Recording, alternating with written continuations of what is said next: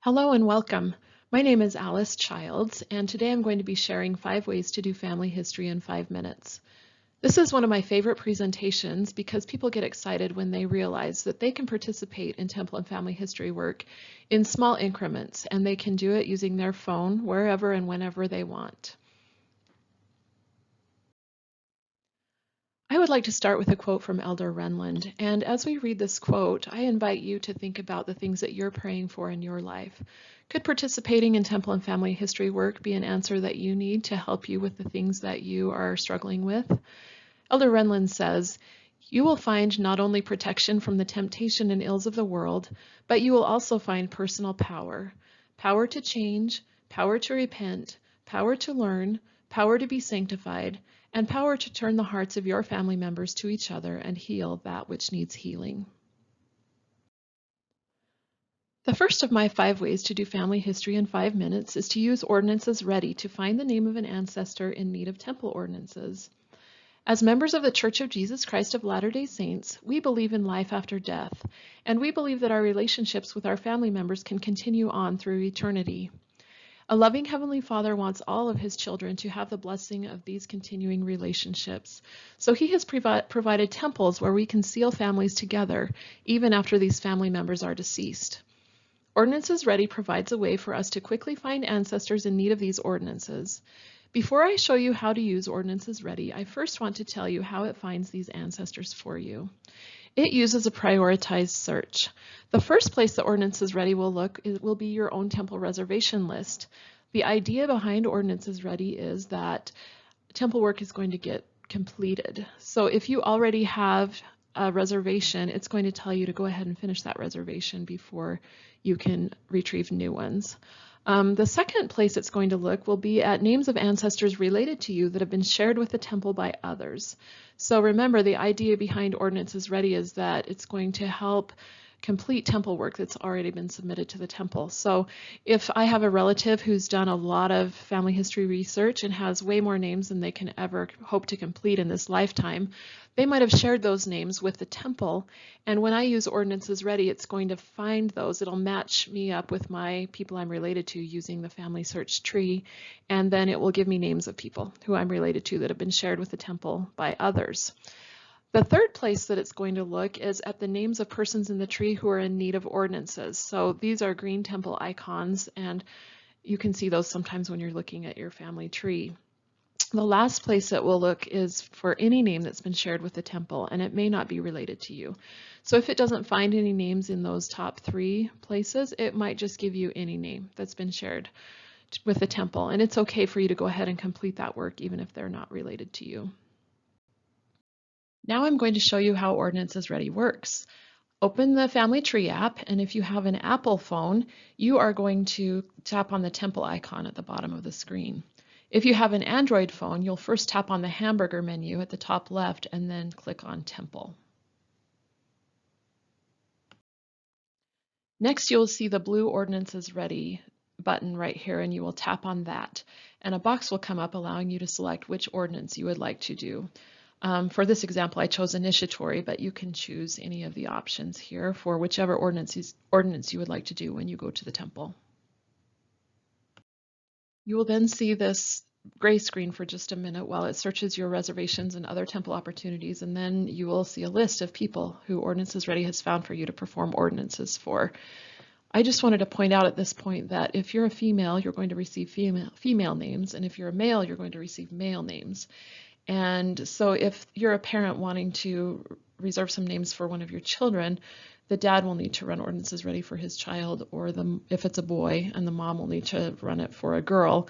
Or the other alternative is to create your child's login for themselves, and they can run Ordinances Ready when they're logged into their own account.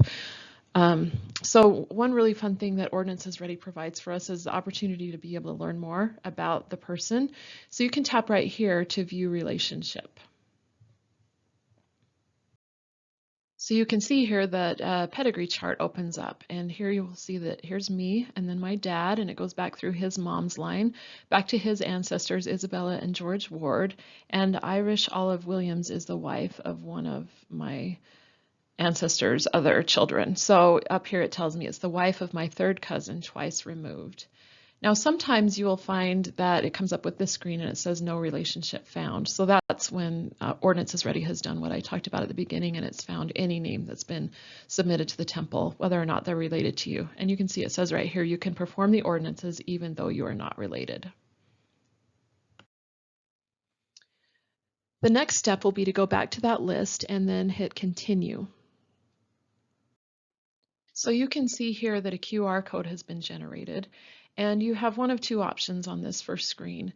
You can either view the cards, which I'll talk about in just a minute, or you can save to photos. So choose the Save to Photos option if you can't print right from your phone. And when you go to the temple, you can just pull up the photo of the QR code and show it to the people in the temple office, and they will scan that code and print the cards for you right there. So that's a really great option, especially if you've gotten to the temple and you don't have any family names with you. You can run Ordinances Ready and do a family name every time you go to the temple. So I think that's a fantastic option. The other option is to view cards, and that will bring up a screen like this where you can see the cards in the background here, and you can tap your three-dot menu and say share. Now this is a great way if you want to share these ordinances with a family member, for instance, but it's also the way that you'll be able to print. So you just tap on share and it will walk you through being able to print right from your phone if you have a printer that's able to do that, that's Wi-Fi enabled. So some great options here for printing your cards or taking them to the temple. I wanted to point out that you can also run Ordinances Ready on your computer, and I think this is a great option, especially for kids that might not have a cell phone yet. 11 and 12-year-olds might not have a phone. So the way that you do it is you log into FamilySearch, and then right up here at the very top, you'll click on Temple, and then choose Ordinances Ready. Once you get to this point, it's very similar as running Ordinances Ready on your phone. You will just choose what ordinance you want to work on and tap that option. You can see that it's brought up the same four names that I discovered with my cell phone, because like I said, if you already have some reserved, which I reserved them on my phone, it's going to tell you to do the same ones until you get them done. So I love on this that it has the option to learn more about your ancestor.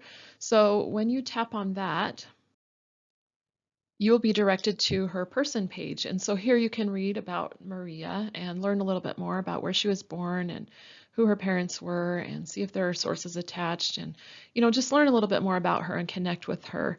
It also has the option to view my relationship right up here in the top right corner. So that feature is still here on the computer. It's really fun to get to know a little bit more about these people and connect with them before you take their name to the temple.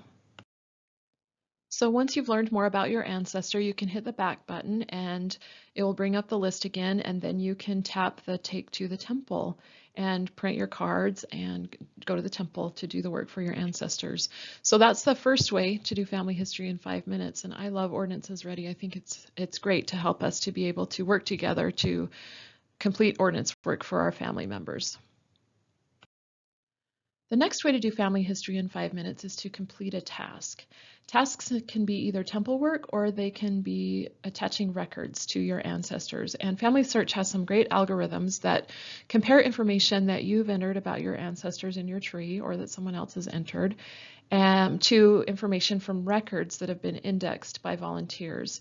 And so the computer will match up records that they think belong to your ancestor, and your job is to go through a list of records and determine whether or not they actually match.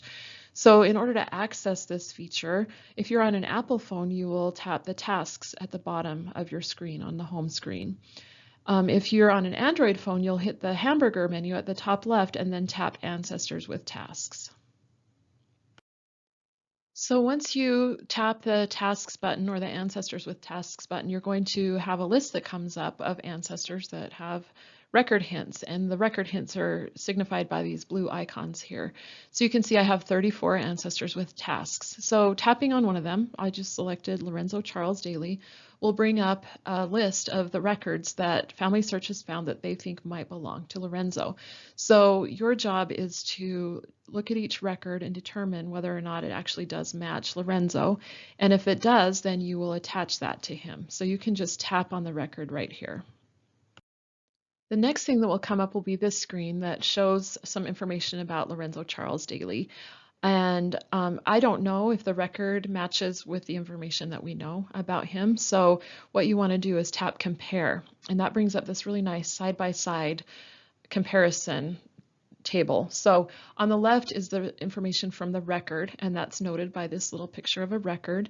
And on the right is the information that's from the family tree. So your job is to scroll down and see if these things match. So here you can see that he was born in 1903 in Springville, which does match. So you can scroll down to be able to see additional information. As I continue to scroll down, I can see that there might be new information that needs to be added to Lorenzo. So I can tap this button and it'll move the information over to my family tree. As I continue to scroll down, it doesn't show anything on the record right next to his family information, but as I scroll down farther, the information about his family was here. So this is just a little bit backwards from, seeing it side by side this way, but you can see that his wife's name matches, and then he has two sons, William and Richard. And on this record, he has another son named James Harrison Daly, and he's not in this family. Now, because James was born in 1938, I believe that might be because he's probably still living, and so he doesn't show up on the family tree yet. But if this was a long time ago, we could add James Harrison Daly to the tree, and if I wanted to add him now, I would need to make sure he was deceased before I did that. Now that we've scrolled through and determined that the information on the record does match Lorenzo Charles Daly's information in the tree, I can add a reason and then say yes, attach. So for a reason, I would probably say something like the names of Lorenzo Charles Daly and his wife, as well as their children's names, match the information in the family tree. And then just click yes, attach, and then it will take you to this screen that says good work. You've attached it to Lorenzo Charles Daly. Now compare and match to the other people on the tree. And you can just tap review others, and it will walk you through attaching it to Verda and then William and then Richard. And the process is just the same. You can see it has the image information from the record on the left, the information about Verda from the tree on the right, and you can just scroll through and attach in the same way as you did to her husband.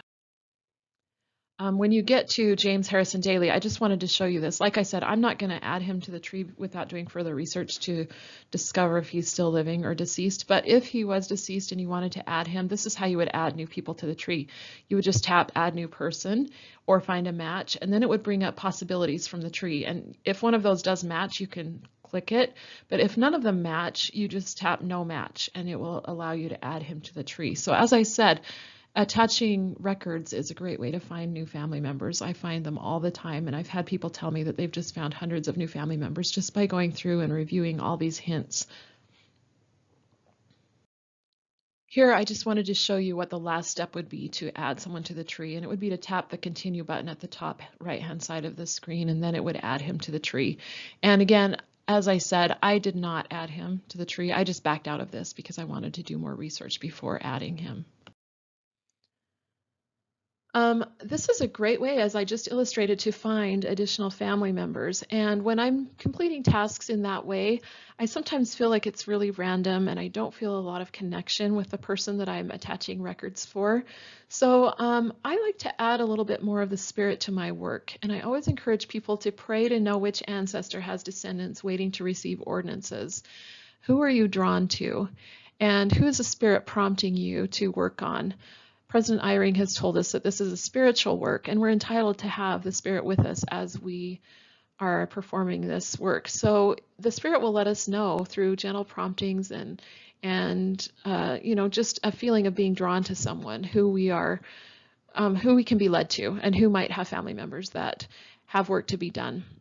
So what I like to do is once I have a person that I feel drawn to, I like to click on their picture or their name on my family tree. So here you can see I selected Robert Munford, and I feel a connection with him because he is my ancestor on both sides of my family. He's an ancestor of my mom and my dad a few generations back.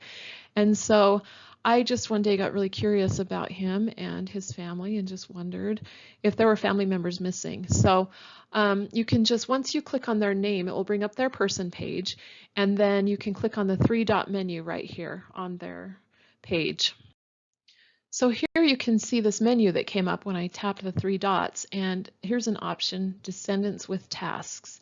So I'll click on that, and it's going to show Robert Munford and descendants in his family that are in need of records being attached. So instead of working on a bunch of random people, I'm just working on Robert's family now. At first, it defaults to 3 generations, and if you do 3 generations, you might find that there aren't any record hints for this family member. So you can click here and change it to 4 or 5 generations if you find that you don't have any record hints. And then you'll just walk through the process the same way by clicking on the blue icon and reviewing the record and attaching and hopefully finding new family members. And this is a great way to document your family tree and make sure it's accurate, and also provide more information about ancestors and also find new family members. So this is a great way to participate in Temple and Family History work for just 5 minutes a day. You can decide, I'm going to just attach one record, and I'm going to select an ancestor that I feel drawn to, and you can work on building that person's family and finding more about that family. So it's a great way to do family history in 5 minutes. The third way to do family history in 5 minutes is something called improving place names. And this is also in the Family Tree app. And this is designed to improve tree accuracy and help FamilySearch provide more record hints to patrons. So those record hints, as I mentioned before, come from indexing projects when volunteers do indexing. And when we improve place names, we are adding accuracy to the tree and adding standardized places to events in the tree, and that helps those FamilySearch algorithms to work better. So I like to tell people this is a great service that you're doing for other people, because as you improve place names, it's going to allow those algorithms to work better and more record hints to be generated for people. So I think this is a great service project. If you want to encourage your kids or even yourself to do something service-oriented, this is a great way that you can serve others.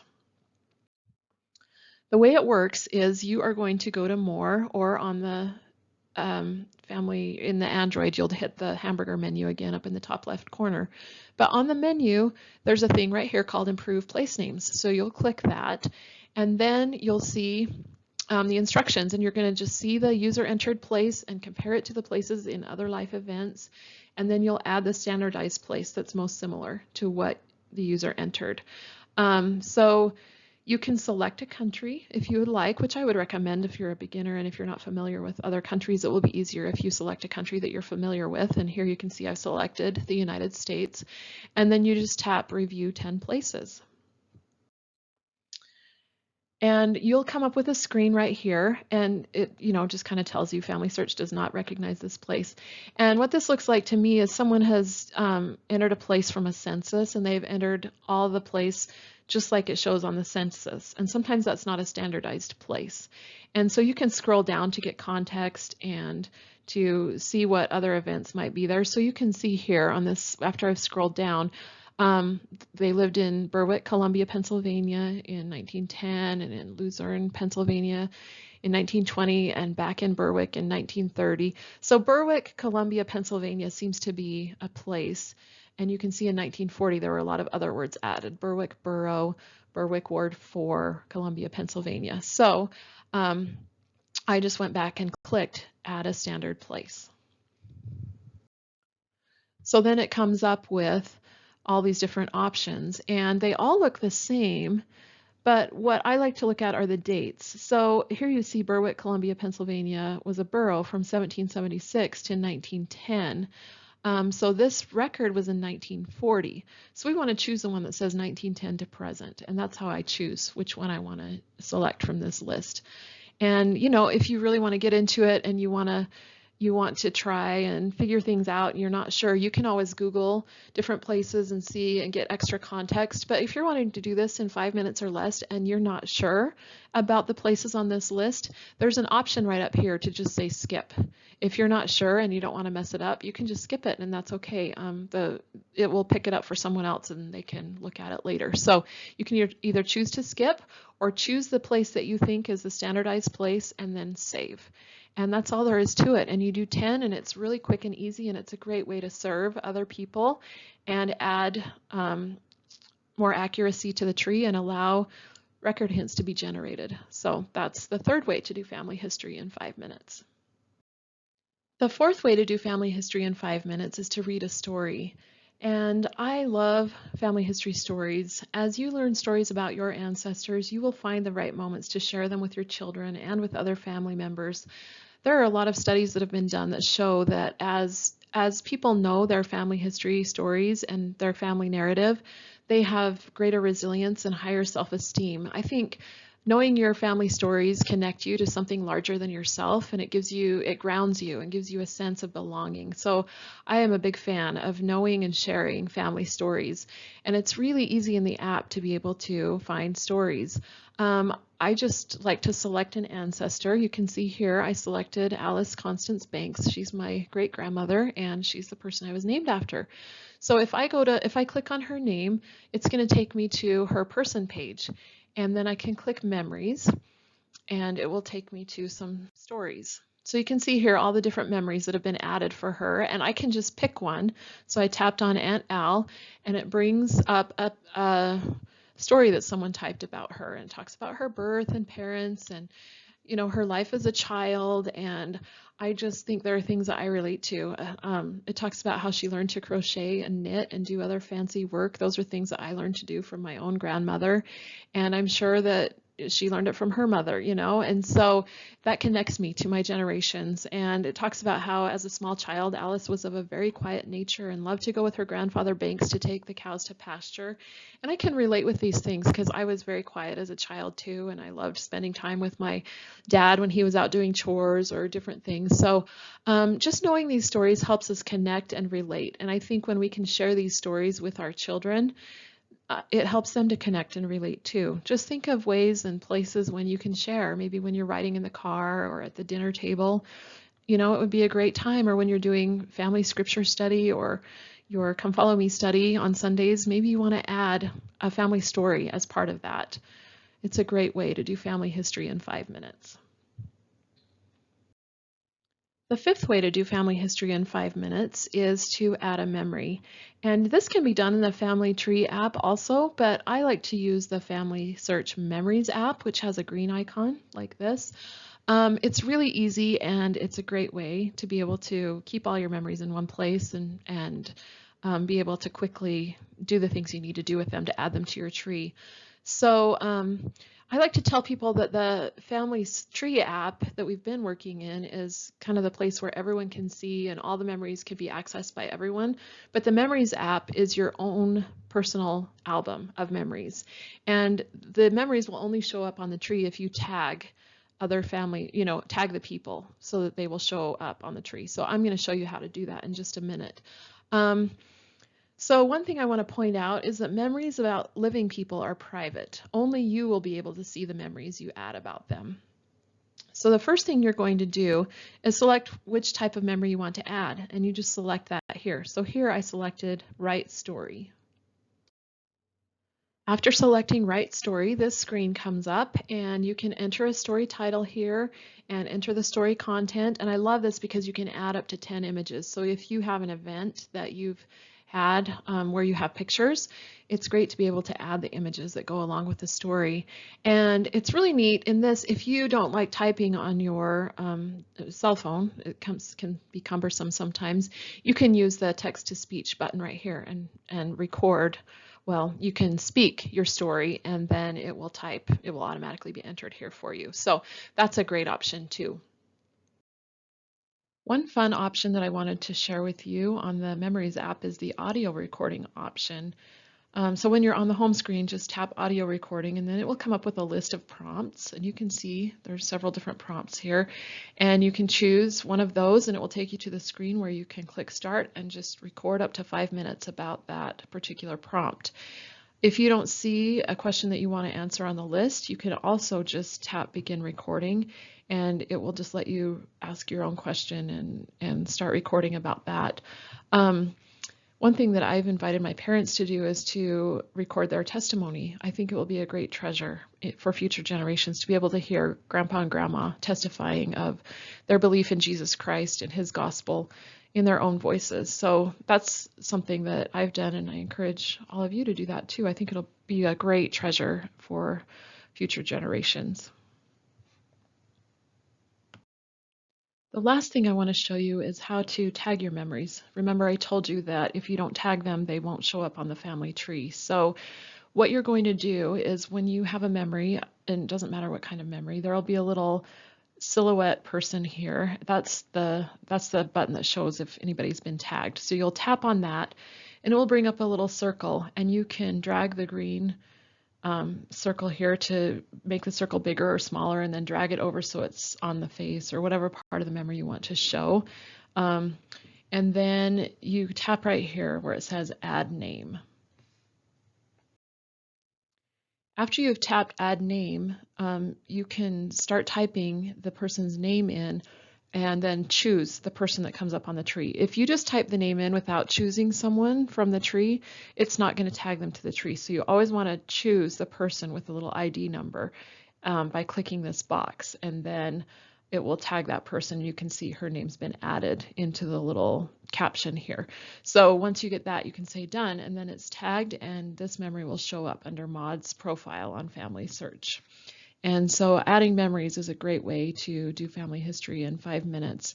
I know people who will have their kids go and take a bunch of pictures of, photos in a photo album at grandma's house, and then they can spend time tagging them and asking their grandparents about them. Or one person told me that she had a bunch of memories in her FamilySearch Memories app and she hadn't tagged them yet, so she was spending time as she was waiting, like in carpool or for appointments. She would just go through and tag all those photos so that they would show up with the correct people on Family Tree. So this is a great way to be involved in family history in 5-minute increments.